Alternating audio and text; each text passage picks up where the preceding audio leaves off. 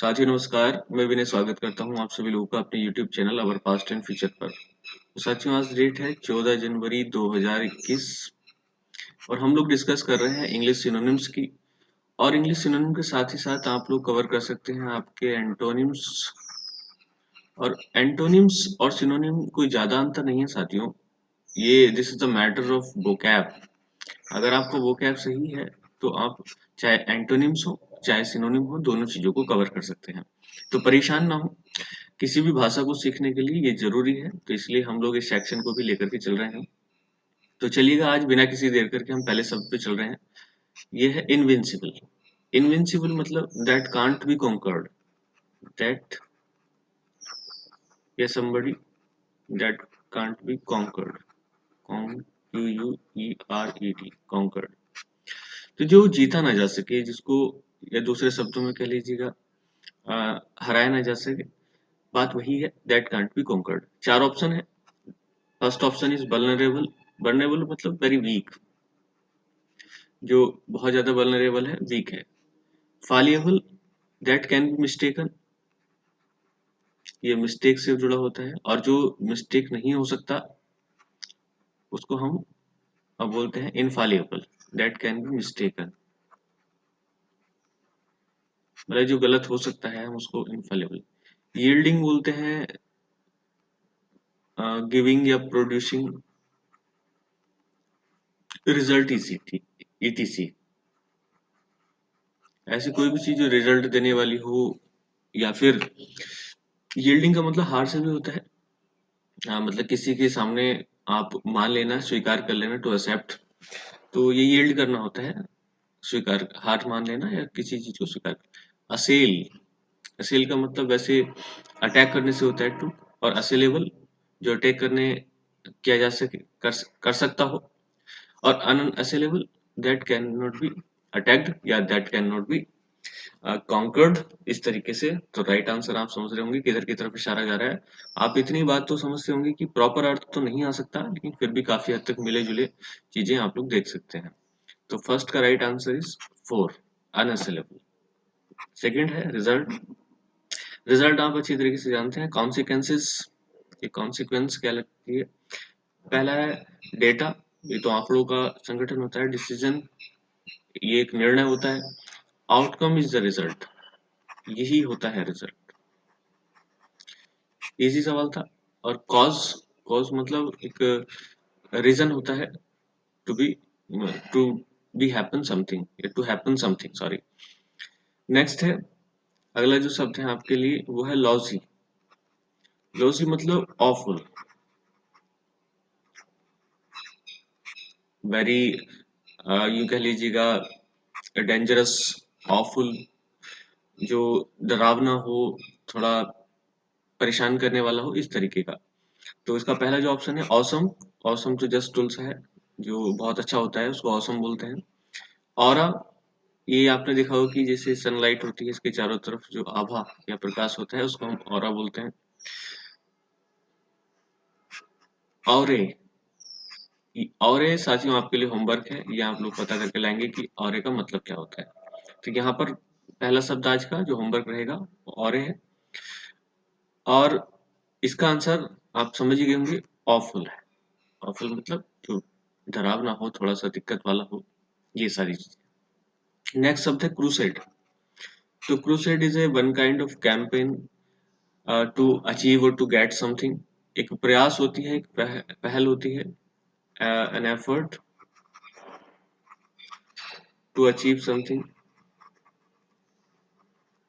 तो आपको पता है सरकार के खिलाफ या सरकार ने कोई क्रूसेड चला रखा है, कैंपेन चला रखा है, तो वो किसी चीज को अचीव करने के लिए चलाया जाता है। तो कैंपेन ही हो गया। Flatten, to make somebody flat, किसी को मतलब बिछा देना, फ्लैट कर देना, इस तरीके से।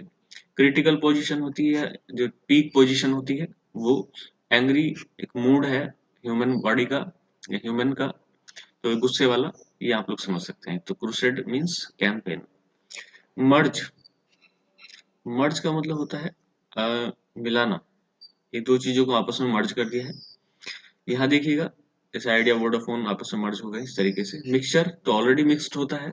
Bland, bland has the same meaning of merge, blend कर देना, आपने सॉल्यूशन में पढ़ा होगा कि एक चीज को हम दूसरे में ब्लेंड कर देते हैं। कांटेक्ट, संपर्क करना, और मीट का भी मतलब मिलना होता है। तो मिलने से आप लोग मर्ज नहीं कह सकते, कांटेक्ट का मतलब आप मर्ज नहीं कह सकते, ब्लेंड का तो मतलब ही मर्ज होता है, और मिक्सचर तो ऑलरेडी मिला हुआ होता है, तो ये नहीं। तो राइट आंसर यहाँ पे क्या जा रहा है आपका, ब्लेंड। साथियों कई बार बहुत क्लोज आंसर हो जाते हैं, तो उस चीज को भी आपको ध्यान रखना है। चलिएगा नेक्स्ट, गवर्नमेंट, ये आप सब देख सकते हैं। गवर्नमेंट, बहुत सारे लोग होते हैं हमारे आसपास that have very good taste in food, wines और अदर थिंग्स। तो जो बहुत अच्छे परखदार होते हैं या बहुत अच्छे जानकार होते हैं, they know about what to take, क्या लेना है, क्या खाना है, क्या नहीं खाना, तो उनको गवर्नमेंट बोलते हैं। फसी, आप समझ सकते हैं नखरीले वाले होते हैं, किसी भी चीज के बारे में अगर जिद्दी हो गए, अड़ गए, तो अड़ ही गए, तो इसे फसी बोलते हैं। प्रेज, ये प्रशंसा करने से होता है। Applause. Gastronome. It contains the same meaning of gourmet. मतलब having interest in food. तो यही होते हैं गैस्ट्रोनॉम या गैस्ट्रो गॉर्मेट। कांस्टेंट आप समझ सकते हैं, it is a process that runs regular. तो आप समझ गए। तो राइट आंसर क्या हो गया इसका, गैस्ट्रोनॉम। चलिएगा नेक्स्ट शब्द पे चलते हैं, बात करते हैं। अगला शब्द है लिम्पिड। लिम्पिड, लिम्पिड का मतलब होता है क्लियर या ट्रांसपेरेंट।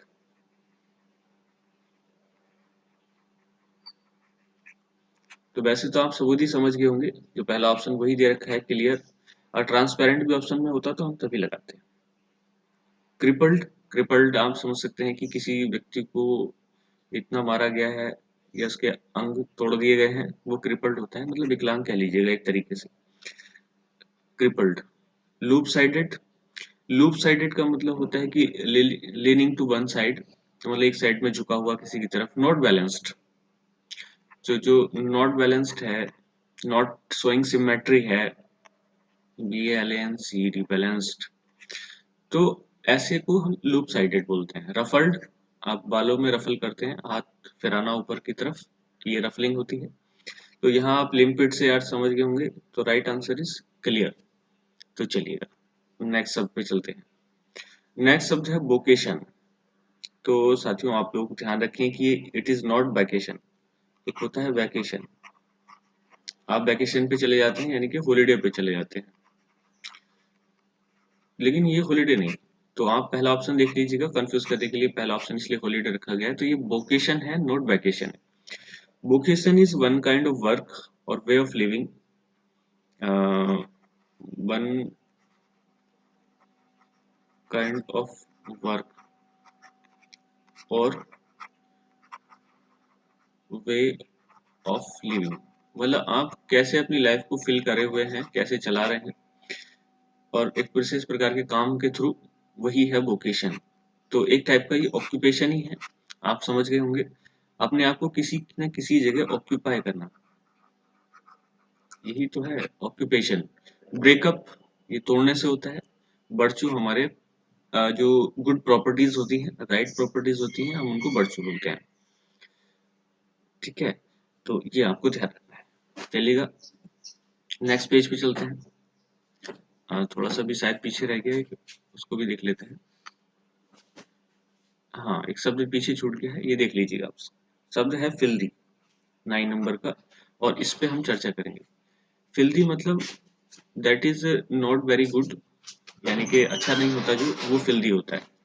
तो यहाँ देख सकते हैं आप ऑप्शन, पहला ऑप्शन है स्पोर्टलेस। स्पोर्ट तो आप समझ सकते हैं कि जो धब्बा होता है ये कैरेक्टर पे किसी के दाग, और स्पोर्टलेस है तो इज वेरी क्लीन, ठीक है, धब्बा रहित। Immaculate, it means also clean. Immaculate race, immaculate आपका फॉर्मूला और अदर थिंग, इस तरीके से। डर्टी, और ये भी तो, ये तो क्लीन है ही, तो इस कुल मिलाकर के जो राइट आंसर होगा वो आपका डर्टी होगा, क्योंकि फिल्दी का सेंस यही रखता है, FILTHY, फिल्दी। चलिएगा नेक्स्ट, नेक्स्ट ऑप्शन है मिस्टेक। मिस्टेक आप अच्छी तरीके से समझते हैं, ये हमारा एक गुण भी कह लीजिएगा, आप गुण कह लीजिएगा मिस्टेक करना। तो इसमें तो आप इजीली पहचान सकते हैं कि the option given in the four options is error, ये एरर है। एक्यूरेट सही होता है, मिस्टेक इसकी सेकंड फॉर्म होती है, second form of mistake.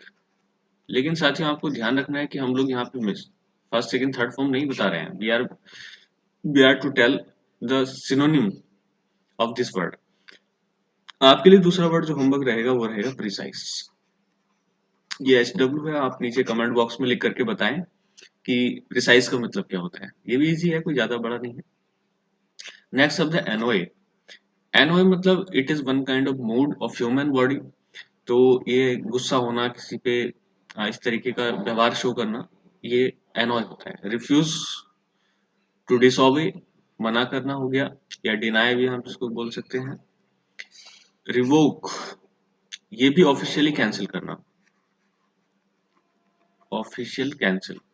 Cancel का मतलब ही मना करने से है, कुल मिलाकर के रिफ्यूज ही एक टाइप का। Lazy, it is one kind of bad property of human. तो आदमी काम नहीं करना चाहता, दैट इज लेजीनेस। और ऑफेंड, तो आप समझ सकते हैं ऑफेंड एक ऐसे ही होता है जब व्यक्ति आक्रामक होता है।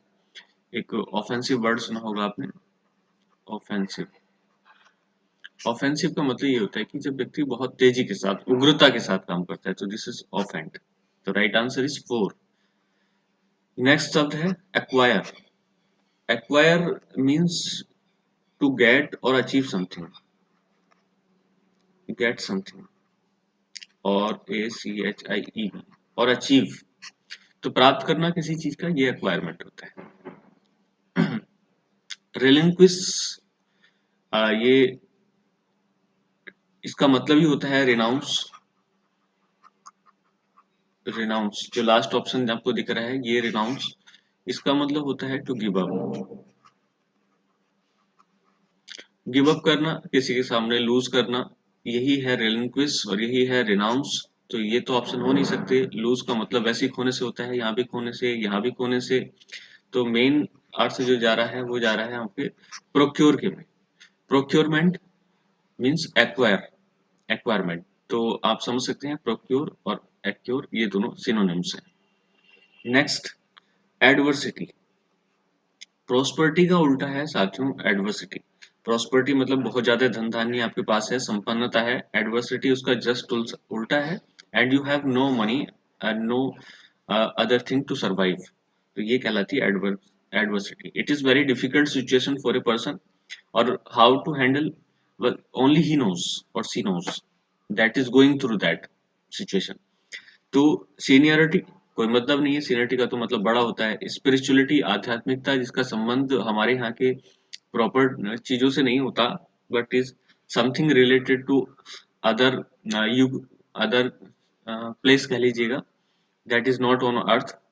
फैमिलियरिटी परिचय के साथ होता है, अगर if you are have a some relationship and something, then you are familiar with them.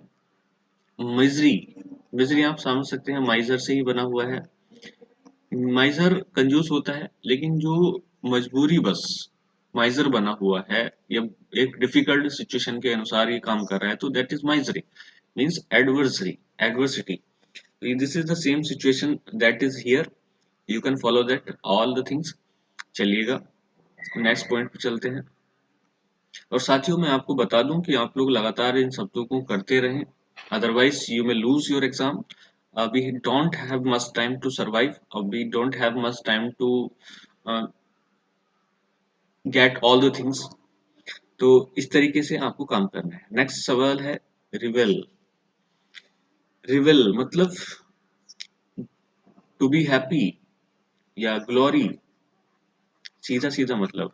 कुछ शब्द तो सीधे सीधे मतलब ही वही रखते हैं और सीधा मतलब दे दिया जाता है। ग्लोरी मतलब to be happy. Make merry, ये पता ही है आपको, मैरिज करना। रिवील स्पष्ट करना या टू मेक क्लियर। और revert to take something back in the previous situation, तो किसी चीज को पुराने हाल पे लेकर के जाना, दिस इज रिवर्ट।